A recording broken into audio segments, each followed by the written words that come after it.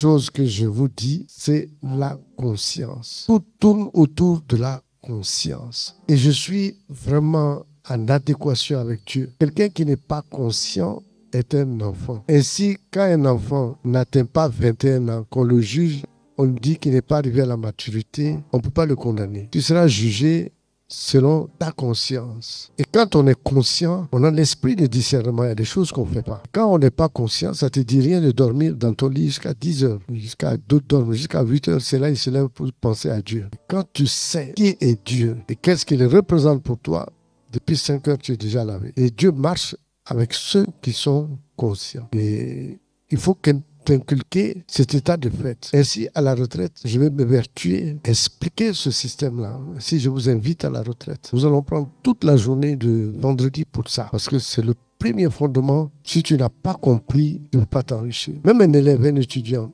s'il va à l'école, mais s'il n'a pas compris ses devoirs, il aura 0. C'est vrai ou c'est faux? Donc pour qu'il comprenne, il faut qu'il soit intelligent. Et s'il va tout le temps à l'école, il faut qu'il soit sage. Et cette année, je prie que tu sois conscient, que tu poses des actes très, très conscients. En fait, qu'on avance, qu'on avance. L'argent de Dieu, là, ça vient avec la conscience. L'argent de Satan vient avec l'inconscience. Plus tu es inconscient, tu vas dans les boîtes de nuit, tu cherches femme, tu fais ce que tu veux. Il peut t'enrichir, mais Dieu veut que tu sois conscient parce qu'il y a ta vie sur terre et il y a ta vie dans l'éternité. Et ce qui l'intéresse, ce n'est pas ta vie sur terre. Parce qu'on va tous partir.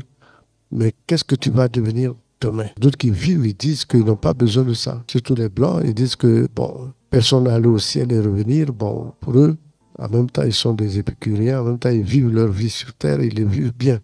Moi, je pense qu'il faut te tourner vers Dieu. Il faut que tu sois conscient. Il faut que tu remettes ta vie à Dieu. Personne ne peut faire quelque chose de bien pour toi si ce n'est pas lui. Il faut que vous changez de méthode maintenant. Vous prenez la main de Dieu, mettez ça dans votre vie. Acceptez, amen, que Dieu s'occupe de vous. Il faut l'accepter. Donc, il y a une question d'acceptation et une question d'intelligence. Parce que si tu as compris, tu deviens intelligent. Et il y a une question, il y a beaucoup de choses là-dedans. On va voir ça le vendredi. Mais je pense que quand tu vas finir cette retraite, il y a des gens qui disent, oui, tu vas changer, que Dieu me change. Mais Dieu ne change pas quelqu'un comme ça. Pour qu'il te change, il faut que tu comprennes. Et ceux qui sont dans l'alliance disent, je vais être un avec Dieu. Mais comment tu vas être un avec Dieu? Car pour être un avec Dieu, il faut que tu sois conscient. Si tu n'es pas conscient, lui ne va pas marcher avec toi. Donc vous avez tout pour réussir. Le seul problème, votre handicap, c'est vous-même, votre pensée. Comment vous pensez les choses? Est-ce que vous pensez bien? Est-ce que vous pensez mal? Est-ce que vous savez que demain, Dieu compte sur vous? Est-ce que vous savez que demain, Dieu veut faire quelque chose avec toi? Est-ce que tu es conscient? Quand tu es conscient, il va faire quelque chose avec toi. Je pense que c'est tellement important pour nous de savoir commencer là où il faut commencer. La Côte d'Ivoire est un beau pays. Certainement, ça appartient au Christ et certainement, il a son plan pour ce pays. Personne d'autre n'a un plan que lui-même. Tout dépend de lui. Donc, remettez-vous à Dieu, marchez avec Dieu, parce qu'il représente le futur, parce qu'il représente ton avenir. Et moi, je dis ce matin que ton avenir est glorieux, à condition que tu veuilles marcher avec lui. Vous savez, Salomon, il a fait des choses. Il a fait 1000 holocaustes. Imaginez 1000 holocaustes. Le nombre de vaches, de taureaux qu'on a tués ce jour-là, ça a touché le cœur de Dieu. Parce que Salomon a compris que d'abord, il doit donner avant que Dieu donne. Ça, c'est une sagesse. Il faut savoir donner pour qu'il te donne. Mais si tu retiens quoi? Ta propre bénédiction. Et comme Dieu a été touché, Dieu lui a demandé, Salomon, que veux-tu? Il aurait pu demander des maisons, des chevaux, des ânes, beaucoup de blé, mais il a demandé 2 paramètres importants, la sagesse et l'intelligence, des paramètres qui sont les fondements de la conscience. Et Dieu a répondu favorablement parce qu'il était vraiment devenu conscient. Et il a rendu Salomon l'homme le plus riche sur terre. Donc moi, je suis sûr et certain qu'à partir de lundi prochain, pas demain, mais dans une semaine, Dieu va commencer à écrire ton histoire. Mais ça se passe dans ta tête toi-même. Si toi, tu es convaincu par la parole qu'on te donne. Parce que quand il y a une parole qui est donnée, il faut savoir la saisir. Mais tu dois la saisir par la conscience. Je t'ai appris que si tu veux recevoir, il faut donner d'abord. Vous êtes tous assis ici. Qui s'est levé pour venir donner à Dieu pour la parole que tu as reçue? Personne. Alors voici des choses, des comportements que vous avez qui ne sont pas de bons comportements, qu'il faut changer. Sinon après, on se dit, non, Dieu n'a rien fait pour moi, mais il ne peut pas faire pour toi parce que tu respectes. pas sa façon de faire. En fait, c'est logique. Vous êtes ses enfants. Vous venez dans la maison. Il vous reçoit. Vous devez manifester de l'amour. Mais comment vous allez manifester de l'amour? En donnant, il est touché. Donc, si tu viens chez Dieu, il faut le toucher d'abord avant qu'il se lève de son trône. Et nous ne voulons pas ça.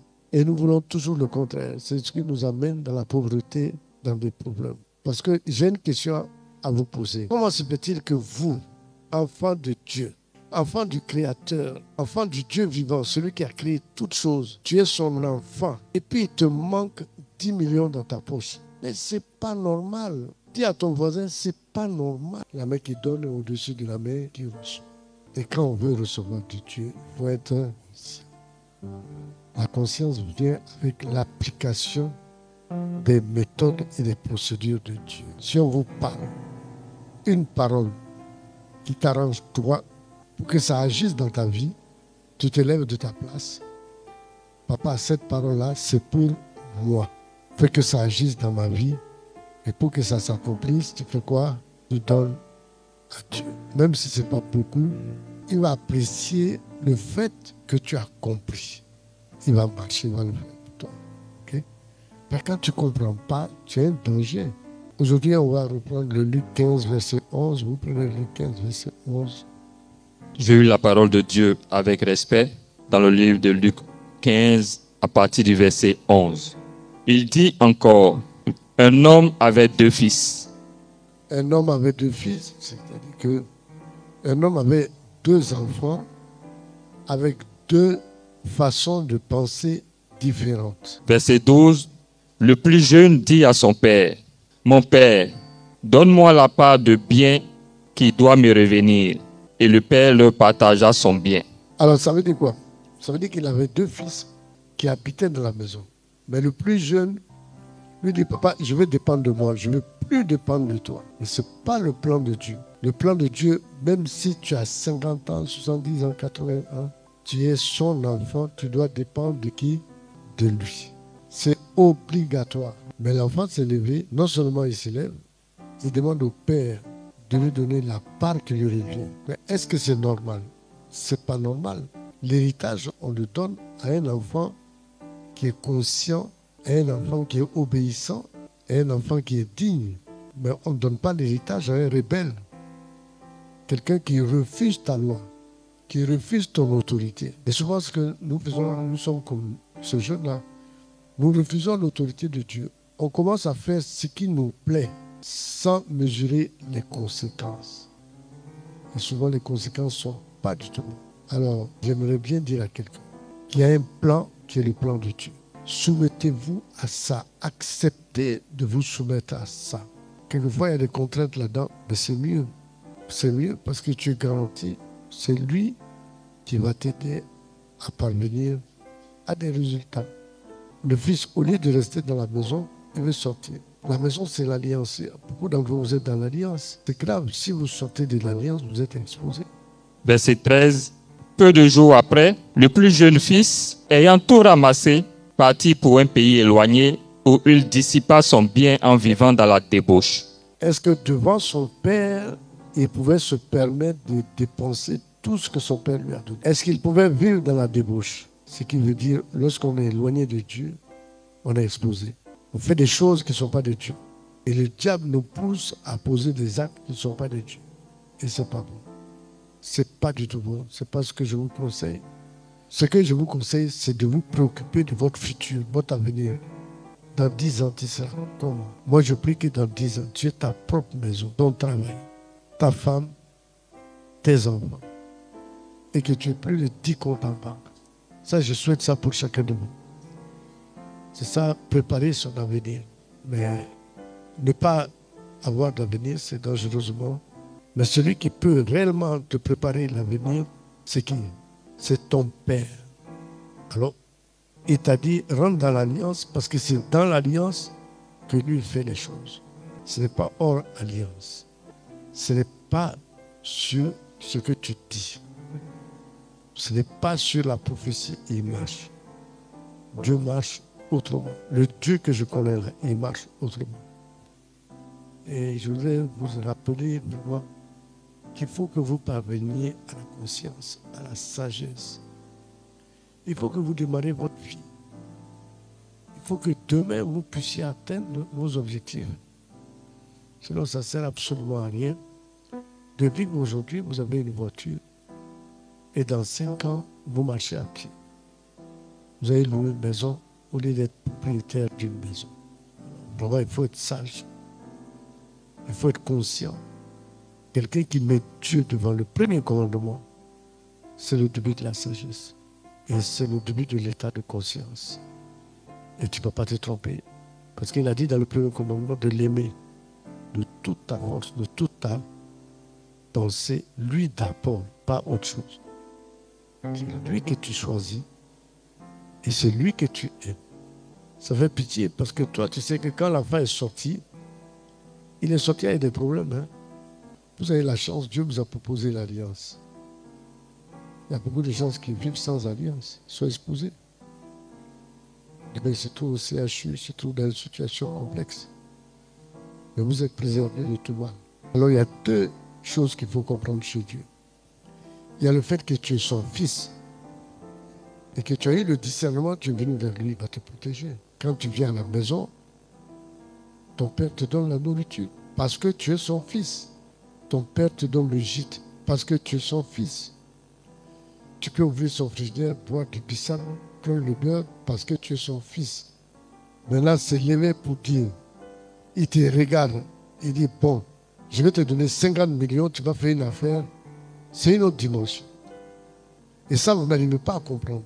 Vous pensez parce qu'il est Dieu, qu'il est tout le temps derrière vous. Non, il est derrière vous parce qu'il est un père et vous avez des droits. Quant à se lever de son trône, dire, je pose un acte pour toi, amen, il faut le mériter. Et il faut être conscient. Parce qu'il a fait ça pour plusieurs personnes qui sont allées chez le diable. Pour le nier. Amen. Vous avez compris? C'est pour ça que je voulais, à cette retraite, vous enseigner. C'est très important. Ce n'est pas une prédication ou un enseignement comme ça. Amen. Il faut que je vous parle des choses. Il faut que vous puissiez comprendre pour vous, vos enfants, vos foyers et votre avenir. Ça se prépare. Pour ça, vous comprenez, vous êtes en train de voir que la compréhension est très importante. C'est comme entendre et puis écouter. Tu peux entendre tous les sons, mais le jour où tu vas vouloir écouter, c'est que tu vas discerner les paroles de la musique. Si tu entends, c'est la mélodie, les sons, mais le contenu vient avec une bonne écoute. Donc je voudrais vraiment que vous soyez des enfants dociles, des enfants qui ont compris, des enfants qui vont répondre à mon invitation. Amen. Je ne vous appelle pas pour vous embêter, loin de là. Je vous appelle pour vous donner quelque chose d'important qui va vous servir dans votre vie. Amen. C'est pour vous.